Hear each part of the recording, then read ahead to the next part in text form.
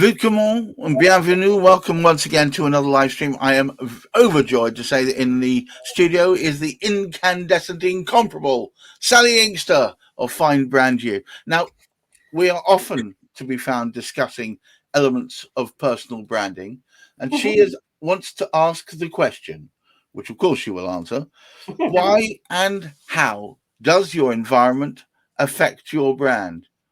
Sally Inkster, how and why and how does the environment affect your brand? Do please explain as you would to a small child. As to a small child. Well, as you know, I look at personal brand with my 3 PHs. The first one being philosophy, which is all about your head and your mind, everything that goes up there. And then the second one is physicality. Now, this is where environment comes in. Last week we did health. That also comes into physicality. So environment comes in there. Now, we all know the book, you are the saying, you are the makeup of the 5 people who you spend most time with. Yeah. And that if you put the times that you are with people, so it's probably going to be your husband, your spouse, or your children. Well, and most recently my roofer, so that'll make me a slightly belligerent Irishman. But okay, carry on. Let's take this over a couple of weeks, shall we, rather than sort of in the last 24 hours. That has been over the last couple of weeks. But anyway, moving on. Okay, moving on. You get my idea that if you are really friends with people who love going to the gym, you will probably go to the gym. If you are friends with 4 of the 5 people who are alcoholics, you're probably going to be an alcoholic. Those 2 are taken to extremes. There are lots of things in between, but you get my point. Yes, I do. So people are part of your environment, and it is so important when you are trying to build a business, run a business, do all the things that you do, that you have people around you who are trying to do the same things or are higher up and doing it better or more or in a further position than you are, because then you've got something to aspire to. So working around people in your environment is incredibly important. But there are other things that go on in our environment, aren't there? And such as, let's go office. Okay. So this doesn't. This doesn't matter. My cluttered hellhole, which sometimes can refer to an office. Are you going to allude that a cluttered, mindlessly stacked piles office will affect the way in which I am as a person? Yes. How dare you? Yeah, all right, okay. Fair enough. I'd say point taken. Point taken. I love paper. I'm terrible with books and paper. So my office can get very cluttered very quickly, but I do know when it gets over cluttered, then I lose things, I lose track of things, and I walk into the office and there's just that feeling of bleh, and I think, I'll walk out again. So I'm not, and when I've tidied it, I've cleaned it and it's decluttered, I enjoy walking in. I had this one client who I've had now for 3 years. Right. And I'm not giving away any secrets here. She's an accountant and she also lives on a farm. So she had lots going on and kids. And so she can quite literally count sheep. Yeah, literally. So she had a lot going on. And she was really, really busy with her business. But it was just so busy that she hadn't got time to work on it at all. And so rather than decluttering her head and her business, we started with decluttering her house. I am not joking. She went through that house from top to tail. And by the end of decluttering that house, her business had grown from 250 clients to nearly 700. Good. And she hadn't actually done anything particularly different with her business, but she decluttered her house. And somehow there is a saying that every time you let something go, something else comes to take its place. Well, nature abhors a void or a vacuum, doesn't it? Exactly. Completely. I'm not a scientist, but that is what the talk is about. Yeah, absolutely. So your environment of your office is incredibly important. But then again, so is the environment of your car. How's your car, Gareth? Actually, we keep that as empty as possible. That's because it's a lease hire, so I don't want to have anything, any dirt or anything in there, so I can get back in pretty much the same condition as when I took it on. But yeah, I understand what you mean. Previous cars that I've owned haven't quite kept quite so pristine. Yeah. And so, and so again, it all comes down to how we feel. Because if you walk into a dump, you will not feel elevated. You won't feel great. Your mindset won't be, it'll be crowded with too many things Yeah. that are not good. And as you know, our mind, our eyes can see, and our brain could potentially pick up millions of different things that are going on. Yeah. And because we can't cope with that in our head, we only notice a certain percentage of those, and it's a very low percentage of those. And so, to a certain extent, we can choose what we notice, but it's very hard to walk into a room, it's a mess, and not to get that feeling of, ugh. Right. And it's exactly the same when the environment needs to be in balance. So a long time ago, I was very into feng shui. I then discovered that I loved feng shui, it was great, but really it comes down to good design, and everything that you have should have a place and should have a home and should have a reason for being there. Yes. Yes. Having a reason for being there. That's a very strong one. Yeah, You end up with all sorts of extraneous rubbish hanging around otherwise. you do. And it helps with flow because we're humans, we're energy. Now, energy does not like to be trapped. It likes to flow from here to there. If you think Right. about a river, it doesn't like to be blocked. It will do anything to get round a mountain, through a mountain.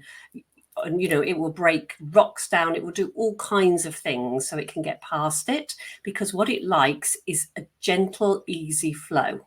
And that's what we want our lives to be like. That's what we want our business to be like. And that's why what we want to come over to and be like with our clients. And so having clutter where it stops that energetic flow is seriously not good for your business. It's not good for you and your health, but it's not good for your business either. Okay. So it's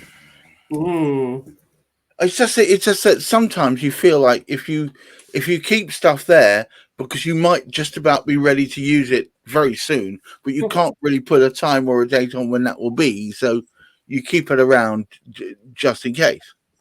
Or you start a project knowing that you can only start it, but something's going to come and distract you, and then you'll pick it up later. Yeah, there's a big thing psychological about incompleting things. What's the long word for incompleting? Incompletion. Incompletion. Is that a word? Unfinished. All right, we'll go with unfinished. Well, it's an ADHD trait whereby you start lots and lots of different It does. things. It's quite common. But even when you have ADHD, as we both do, knowing that you haven't completed something actually gives you that little knock to go, didn't finish it. So that in itself is a clutter. So it's very much looking at it and going, am I going to complete that? No, it goes. Am I going to complete it? Yes. Right. Probably in 5 years. Okay, let's put it in a box. Right. Yeah. Yeah, it's just so completing things. Yeah. That's is important here. It is. And I think that's part of your environment, because not completing things adds to the clutter of your environment of your office, to your home, or through your head. Right. Okay. Yeah, I can see that actually. Yeah. So it is really important that you have things as clear and easy as you can. And one of these things that I teach, because I'm a bit neurodiverse, obviously a lot of my clients are too. And so one of the things that I teach them to do is bullet journaling. Have you ever done bullet journaling? No. Ooh, it's good.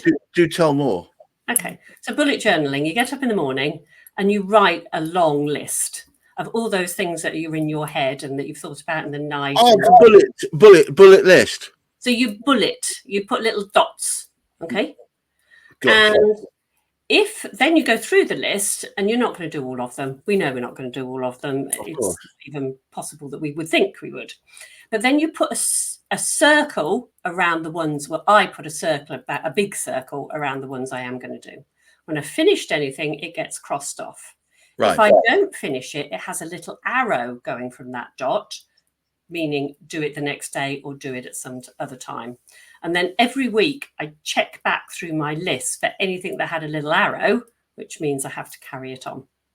But there's a lot you can do with bullet journaling. Again, it is a way of decluttering your head, which is important. So you declutter your office, any of your home. You make everything so that it is useful, you love it, or it has a purpose for being there. So, it's necessary. I don't like baskets in the laundry room, but they're necessary. You have to have baskets. End of. You have to have. Why don't you like baskets in the laundry room? Well, because they're too big and they're cumbersome, and when you're not using them, they just stack up there. But they are very useful, so I accept them being here. Okay, so they're useful and they're necessary. I mean, you may not like, I don't know, a chair you have. You don't like that chair, but it is a very good place for everybody to sit down when they're putting their shoes on. So it's necessary. Yeah. Yes. Yeah. Yeah. Okay. So useful, necessary, or loved. So something could be loved even though it isn't as useful as it might be. Yes. Yeah. And that's what I used to do in my styling. People used to say, do I send it to charity? Do I throw it away? And I say, no, it has to be useful. You love it. Right. Yeah? Okay. Or it's necessary. Some things in life are necessary. Whether we love them, whether they're useful, they're necessary. Yes. Yeah? Yes. Okay. So it's all about making your energy flow out and decluttering your mind of things that are not important is really hard work. And if your office is nice and tidy and calm, wherever you're looking out at, whether you've got a nice picture to look at or a window or whatever, that makes you feel good, that's great. And I used to say to my styling clients, which physicality comes a lot into it, if you go out for the day and you've dressed to go out for the day, you can always tell whether you've got the right clothes on, because sometimes you'll go out and you'll fiddle with a collar and you'll look in every window and you think, oh, I wish I hadn't put this jacket on because it's uncomfortable and I have to pull it down. And it bothers your head all day. When you've got the right clothes on for whatever you're doing and you feel good in them, you never, ever think about them. You put them on in the morning, you go out, do whatever you've got to do, and then you take them off at night. And that is the difference between having a cluttered mind of things that you don't need to think about as having a mind that will let things flow due to your environment that you're causing around you. Oh. I love it when I confuse you. Oh, okay. Well, I hadn't thought it through that way, I guess. Okay. Well, it's good. I mean, these things are good to make you think. I feel like I come on here with a personal crusade to make you think or aware of things that you never were before. Well, it has been happening a lot. I mean, I deal with personal brand. Obviously, I'm living a brand, and I'm doing some of what you said anyway. But a lot of it I'm not doing. So I'm thinking maybe I should take it on board and see if I improve just the way my business runs, just if I can, exactly be more effective by it. It will happen. And it's like when you have a brand and you have branding, sometimes the branding, there's just too much there and people can't work out what it is. There's just loads and loads of bits here and bits there, and different fonts and different colors and different styles and different emojis. It's just too much clutter. So even Right. with a brand, you want to keep things flowing. Okay. Right. So we've done, and then you have to declutter your body as well. So that comes into it. So we talked about the health last week, you Right. remember? Yes. And so the environment again comes into your toxins, what sorts of foods you're putting in you, looking at how many chemicals you're putting in. Is it proper food, or is it just processed chemicals that are going in your body? All those things help with flow. And that's all about how you feel with your energy, and your energy is your personal brand.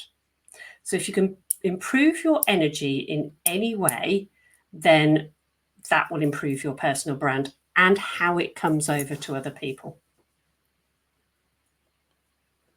I've never, ever known you speechless, Gareth. I need to process. I need to process some of this. I all right. Okay, we're run out of time anyway. But okay, this is good. Okay. This is very good stuff, guys. I hope you found this as light bulb momenty. I've just made my own compound noun there. As light bulb momenty as I did. Sally Inkster is a force to be reckoned with, and the easiest way to find out more is to get in contact. SallyInkster.com. Of course, you can find her eponymously on LinkedIn, and she'll be glad to have at least an introductory session with you, which I suspect she may open your eyes as open, if not more open, than mine have been. All I would say is try and enjoy this week. Enjoy the sun. Keep your feet on the ground. Keep reaching for the stars, and look after that mental health. And get in contact with Sally. She'll make you see that the way in which you present yourself, the way in which you present your business, is everything. It's all very important. Thank you so much, Sally. And until next time we all see each other, ta-ta. Take care. Bye-bye.